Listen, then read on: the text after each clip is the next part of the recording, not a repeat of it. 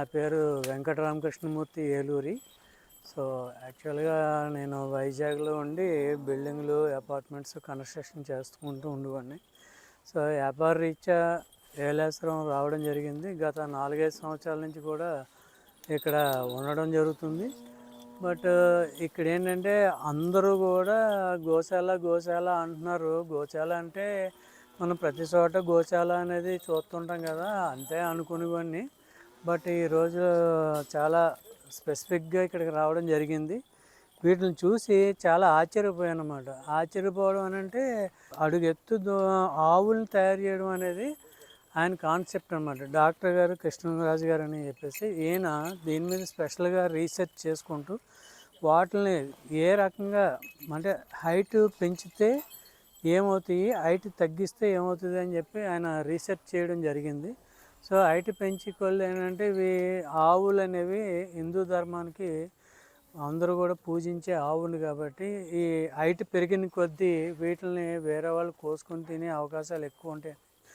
ఆయన కాన్సెప్ట్ మార్చుకొని ఈరోజు వాటిని ఎత్తు తగ్గించుకుంటూ ఆల్మోస్ట్ ఆల్ అంటే 3 అడుగులు, 4 అడుగులు, 5 అడుగులు ఉండే ఆవులల్లా ఇవాళ రోజుని 2 అడుగుకి తగ్గించడం జరిగింది కోనింగ్ పద్ధతిలో. ఆయన రీసెర్చ్ చేసుకుంటూ ఇక్కడ దాదాపుగా 1600 ఆవుల్ని ఆయన తయారు చేయడం జరిగింది. సో ఈ 1600 ఆవులు కూడా చిన్న చిన్న ఆవుల్ని, ఇంకో ఈ ఆవు చూసినట్టయితే ఈ ఆవు ఇప్పుడు గర్భవతి. ఈ గర్భవతి ఆవు అని అంటే ఎవరు నమ్మం మనం. ఎందుకంటే మామూలు ఆవులకి పుట్టిన దూడ ఇంతే ఉంటుంది. కానీ ఈరోజు ఇది ఒక గర్భవతి, ఒక ఆవు పెరుగు. ఆ రకంగా ప్రతి చిన్న చిన్న ఆవుల్ని కూడా ఈయన తయారు చేయడం జరిగింది. సో ఇక్కడ చూస్తే నాకే ఆశ్చర్యం అనిపించింది. అంటే 4, 5 సంవత్సరాల నుంచి ఇక్కడ ఉంటున్నాను కానీ కనీసం ఇలాగ వచ్చి చూద్దామనే ఆలోచన కూడా నాకు రాలేదు. సో ఈరోజు అనుకోకుండా కృష్ణరాజు గారు రమ్మనడం, ఆయన ఆహ్వానించడం, మేము ఇక్కడ రావడం చూసి నిజంగా అసలు మనం ఇంత దేశాల నుంచి అందరూ వచ్చి చూసి వెళ్తున్నారు అని అంటారు తప్ప ఏంటిది అంత స్పెషల్ ఏంటా అని ఎప్పుడు మేము ఆలోచన బుర్రలోకి రాలేదు. పెరట్లో చెట్టు ఇంటి వైద్యానికి పనికిరాదు అన్న టైప్లో ఇక్కడ దగ్గరుండి మేము చూడడానికి కూడా మాకు అవకాశం లేదు. కానీ దేశాల నుంచి వస్తున్నారు, చూస్తున్నారు ఏంటా అని చెప్పి ఈరోజు ఇక్కడికి నేను రావడం జరిగింది.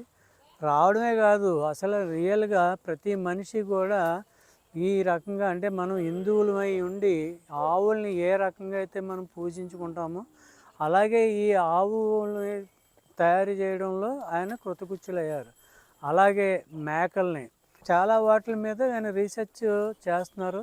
అదేవిధంగా రీసెర్చ్ చేసి ఆయన ఇంకా మంచి డెవలప్మెంట్ తీసుకొస్తారని నేను అనుకుంటున్నాను.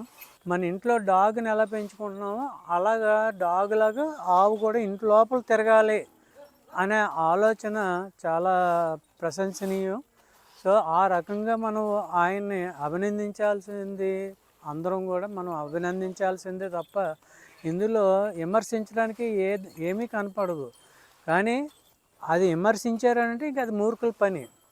కానీ ఇది చూసి ఎంత పని చేయాలని అంటే చాలా ఓర్పు, ఓపిక అన్నీ ఉండాలి మనిషికి. సో అవి ఈయనలో చాలా పుష్కలంగా ఉన్నాయి. సో ఆ పుష్కలాన్ని ఉపయోగించుకొని మనము ఎప్పుడో అంటే మేము చిన్నపిల్లలప్పటి నుంచి పెరిగి పెద్దవాళ్ళం అయింది.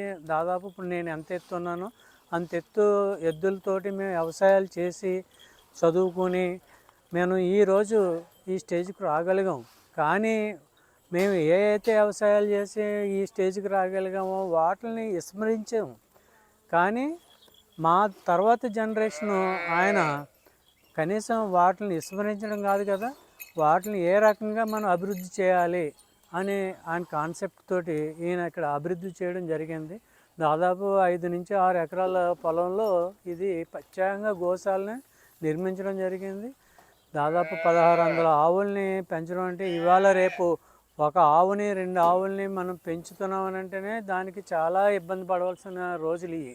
అలాంటిది 1600 గోవుల్ని పెంచాలని అంటే ఇది చాలా కష్టమైన టార్గెట్. కాకపోతే దాన్ని అవలేలగా ఆయన ఛేదించడం జరుగుతుంది. సో ఇలాగే ఇంకా ముందు ఇంకా మంచి మంచివి అభివృద్ధి చేసి ఇంకా ప్రజలందరికీ అందుబాటులో ఉండేలాగా ఏర్పాటు చేస్తారు అని ఆశిస్తున్నాను.